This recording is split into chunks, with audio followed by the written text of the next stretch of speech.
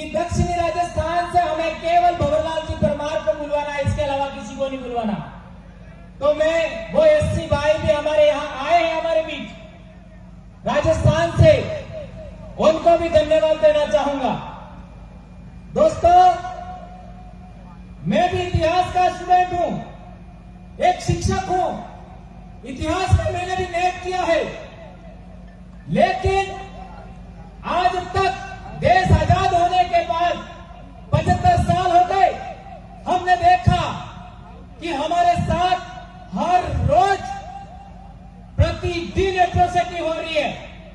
लेकिन हम सोचते थे पढ़े लिखे लोग कि एससी और एसटी समाज एक क्यों नहीं हो रहा है, ये बात हम सोचते थे। लेकिन आखिरकार वो दिन आ गया और वो दिन लाए एसटी समाज के लोग कि आप लोगों ने हमें जयपुर में भी आमंत्रित किया और गांधीनगर में भी आमंत्रित किया, और इसके बीच में फासला कितना है? 10 से 12 दिन। 10 से 12 दिन जातिवाद की जड़ों को पोषित करने वाले, सामंतवाद की जड़ों को पोषित करने वाले सबसे बड़े दो राज्य में इतनी बड़ी संख्या में केवल 10 दिन के अंदर 2 बड़े महासम्मेलन हो रहे हैं। ये आप में भारत देश का इतिहास बदलेंगे, ये मैं गारंटी से कह सकता हूं मेरे दोस्तों। हम इस देश की शासन करती जमात है, हम इस देश के मूल मालिक हैं, हमें इस देश का हुक्मरान बनना है और कोई माई का लाल हमें रोक नहीं सकता, बशर्ते हमें अनुशासित होना होगा, संगठित होना होगा। ये बात हम कहना चाहते हैं। दोस्तों, यदि हम भारत देश के अंदर जलवायु परिवर्तन की समस्या आ रही है, यह समस्या केवल भारत देश में नहीं है, यह दुनिया के अंदर, पूरी दुनिया के अंदर जलवायु परिवर्तन की बहुत बड़ी समस्या है। इसी के साथ पूरी दुनिया के अंदर ग्लोबल वार्मिंग की बहुत बड़ी समस्या है। इसी के साथ हम लोग बात करते हैं प्रकृति को बचाने की और जीव जगत को बचाने की। ये 4 बातों को आज की तारीख में कोई बचा सकता है? बड़े बड़े साइंटिस्टों ने बोला है, बड़े बड़े मनोवैज्ञानिकों ने बोला है, बड़े बड़े पर्यावरणविदों ने बोला है, बड़े बड़े जीव विज्ञानियों ने बोला है कि आदिवासियों की संस्कृति ही आपका जलवायु परिवर्तन रोक सकती है, ग्लोबल वार्मिंग रोक सकती है, प्रकृति को बचा सकती है और जीव जगत को बचा सकती है। तो हमें आदिवासी संस्कृति को आगे बढ़ाना होगा, ये बात हम कहना चाहते हैं। इसलिए आदिवासियों को, पूरे देश के आदिवासियों को एक होना होगा। और दूसरी बात, मानवता की इज्जत करना चाहते हैं हम लोग। यदि हम जातिवाद को रोकना चाहते हैं, यदि हम सामंतवाद को रोकना चाहते हैं, यदि हम एससी एसटी एक्ट को बचाना चाहते हैं, आरक्षण को बचाना चाहते हैं, ये 4 बातों को हम आगे बढ़ाना चाहते हैं, तो हमें एससी एसटी एकता कायम करना होगा। इसके अलावा कोई विकल्प नहीं है। बेशक एससी और एसटी में कुछ भिन्नताएं हैं, ये हम मानते हैं, वो इतिहास की देन है, ये इतिहास की देन है।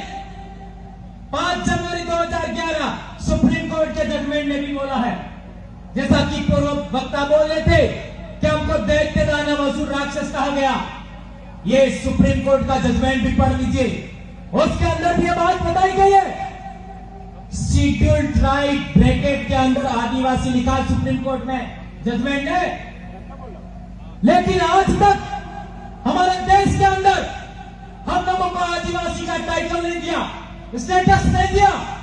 संविधान निर्माण होने से पहले से हमारे पूर्वज जयपाल सिंह मुंडा सहित कई महापुरुषों ने कहा था कि हम लोगों को आदिवासी कहा जाए, लेकिन आज तक हमको आदिवासी का टाइटल नहीं मिला। आज पूरे देश का आदिवासी बोल रहा है कि हमको अनुसूचित जनजाति के बजाय आदिवासी कहा जाए। और हमारे देश के हुक्मरान दुनिया के मंच पर जाते हैं, आपका यूरोप के मंच पर जाते हैं और कहते हैं भारत में कोई आदिवासी नहीं है। भीली भाषा को भी इंडो आर्यन मानते हैं। हम कहना चाहते हैं, एक बार हमारी बोली बोल के तो दिखाओ। मैं भील आदिवासी का बच्चा हूं, मेरी बोली बोल करके दिखाओ, ये मैं कहना चाहता हूं। हमारे बोली के शब्दों का अर्थ बता दीजिए।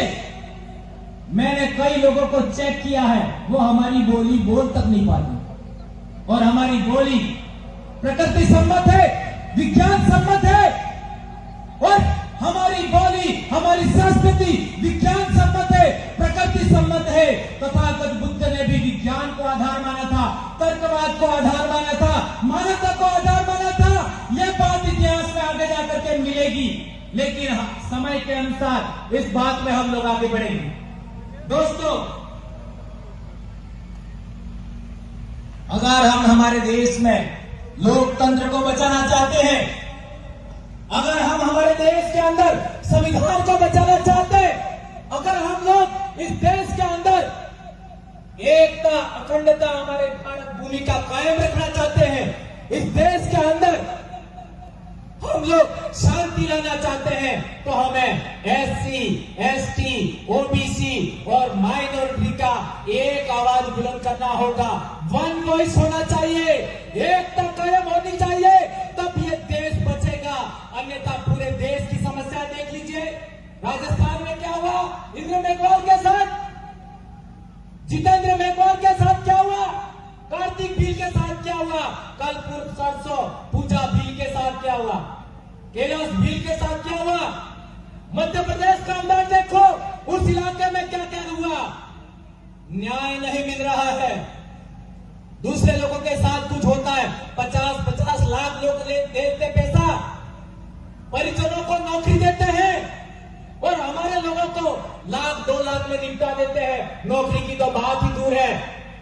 शासक वर्ग लोकतंत्र के अंदर हमारे साथ अन्याय कर रहा है, भेदभाव कर रहा है। या राजस्थान में 3-4 घटनाएं घटी, उसमें आप देख सकते हो। कार्तिक भील को आज तक उनका परिवार बैठा हुआ है, उनके बच्चों के वीडियो आपने देखे होंगे, आज तक उनको न्याय नहीं मिला। पूजा भील को लेकर के न्याय नहीं मिला। कल ही रैली थी, कल परसों उदयपुर के अंदर। किससे आशा करें हम लोग, किससे न्याय मांगे। संविधान का प्रियम्बल हमें कहता है कि सामाजिक न्याय होगा, आर्थिक न्याय होगा, राजनीतिक न्याय होगा। आज तक आपका प्रियम्बल लागू नहीं किया। प्रतिष्ठा का आपको समानता मिलेगी, अवसर की समानता मिलेगी, कहां मिल रही है। और यदि हम लोग बोलते हैं तो ये लोग हमारे ऊपर अनर्गल आरोप लगाते। इस देश के अंदर एक कानून ऐसा भी होना चाहिए, जो लोग गलत आरोप लगाते हैं उनको फांसी होनी चाहिए। क्या ये होना चाहिए? हाथ ऊंचा करके बोलिए। जो झूठ का प्रचार करते हैं, झूठे आरोप लगाते हैं, उनको इस देश में फांसी होना चाहिए। ऐसा भी कानून लागू होना चाहिए। ये बात हम कहना चाहते हैं। एक शिक्षक का धर्म क्या होता है? सच बोलना। एक शिक्षक का धर्म क्या होता है? न्याय के लिए लड़ना। एक शिक्षक का धर्म क्या होता है? मानवता की सेवा करना, वैज्ञानिक दृष्टिकोण विकसित करना। एक शिक्षक का धर्म होता है लोकतांत्रिक व्यवस्था कायम करने के लिए, मानवता को आबाद करने के लिए काम करना। यही तो हम काम कर रहे हैं। और ये लोग हमारे लिए क्या क्या नहीं बोलते हैं। और मैं इस बात में बिलीव करता हूं कि दूसरा जन्म होने वाला नहीं है, पुनर्जन्म होने वाला नहीं है, और मेरे को पुनर्जन्म लेना नहीं है। मेरे को स्वर्ग में नहीं जाना है, और कोई खुदा मुझे नरक में लेके नहीं जा सकता। ये मैं गारंटी से कहता हूं। मैं भारत भूमि का मूल वंशज, मूल मालिक आदिवासी। मेरे पूर्वज जहां गए वहीं जाऊंगा। इस धरती में ही मेरा समाध होगा, प्रकृति में मेरा विलीनीकरण होगा, उसमें मेरा बिलीव है, सभी जीव जंतुओं के समान। ये बात मैं आप लोगों के बीच में कहना चाहता हूं। मेरे दोस्तों, हमारे देश के अंदर यदि हम SC, ST, OBC माइनॉरिटी के एकता कायम करना चाहते हैं, तो हम लोगों को बाबा साहब अंबेडकर का आज का दिन 14 अप्रैल हम सबको बड़े पैमाने पर एक उत्सव के रूप में मनाना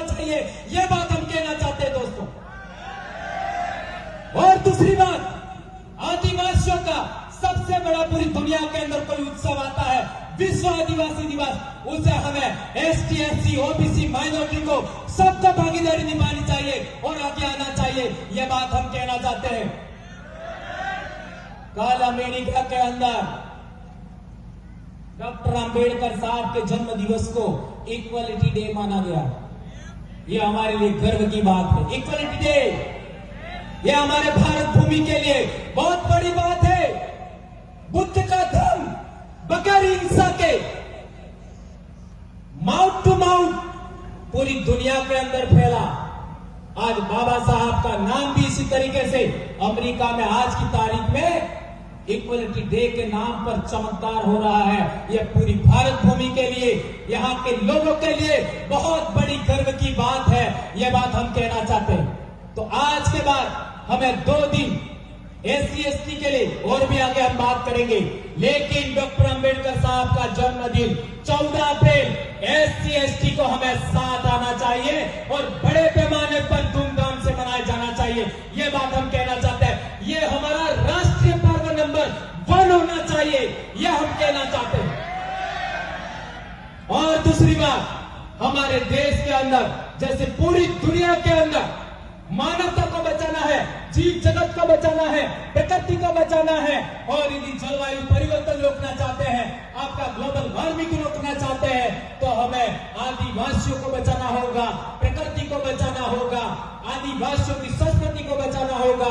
तो वर्ल्ड इंडिजिनस डे जो यूएनओ ने घोषित किया है, इसे हमें बड़े पैमाने पर आपका नेशनली नहीं इंटरनेशनल फेस्टिवल के रूप में हमें आगे आकर के मनाना चाहिए, ऐसा हम कहना चाहते हैं। और हमारे देश के अंदर इंडिपेंडेंट मिला हमको 15 अगस्त को, इसे भी हमें राष्ट्रीय पर्व के रूप में बड़े पैमाने पर मनाना चाहिए। और हमें इंसान बनने का, इस देश की धरती पर इंसान बनने का हक हमको संविधान से मिला। तो संविधान 26 जनवरी को लागू हुआ था, उसे भी हमें अब बड़े पैमाने पर राष्ट्रीय लेवल पर मनाया जा रहा है और बड़े पैमाने पर हमें मनाना चाहिए। इसके अलावा सभी पर्व त्योहारों को गुड बाय कहना चाहिए। यदि आप मेरी बातों को समझे होंगे तो मैं मानूंगा कि मेरा यहां आना सार्थक हुआ। एक और बात कहना चाहते हैं, बिरसा मुंडा 25 साल का नौजवान, जिसने हमको, हम आदिवासियों को जल जंगल जमीन का अधिकार दिया। और आज की तारीख में एससी के पास सबसे कम इस देश में जमीन है, सबसे कम। तो आप लोगों की भी ड्यूटी बनती है कि बिरसा मुंडा के आदर्श को आप आत्मसात कर रहे हैं, लेकिन मैं मेरी तरफ से कह रहा हूं, बिरसा मुंडा के आदर्शों को एक्सेप्ट करते हुए, आगे बढ़ाते हुए हमें बिरसा मुंडा जयंती 15 नवंबर को भी हमें राष्ट्रीय त्योहार के रूप में मनाना चाहिए। तो आज से हमारे 5 राष्ट्रीय त्योहार हुए। इसके अलावा दूसरों को किसी को मनाने की जरूरत मैं महसूस नहीं करता। ये बात मैं कहना चाहता हूं। दोस्तों, एक और बात अंत में मैं कहना चाहता हूं कि डॉक्टर अंबेडकर साहब ही नहीं, उससे पहले भी हमारे महापुरुषों ने बहुत बड़ा संघर्ष किया। आप देख लीजिए, सिंधु घाटी सभ्यता में कोई हथियार नहीं मिला, अहिंसक कौम थी, उसकी लिपि आज तक पढ़ी नहीं गई। लिपि थी, नगर थे। ऐसी नगर व्यवस्था आज भी भारत में नहीं है। ऐसी नगर व्यवस्था हमारे पूर्वजों की विरासत है, महान विरासत है। उसकी लिपि आज तक पढ़ी नहीं गई। वो भी जमीन के नीचे मिले थे, उसको भी दफना दिया गया था।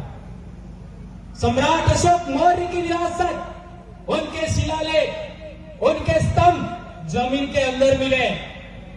और तो और नालंदा विश्वविद्यालय जैसा 6 मंजिला इमारत भी, जहां 10,000 स्टूडेंट पढ़ते थे, आवासीय विद्यालय था, 2,000 शिक्षक पढ़ाते थे, वो भी जमीन के अंदर मिट्टी में दबा दिया था।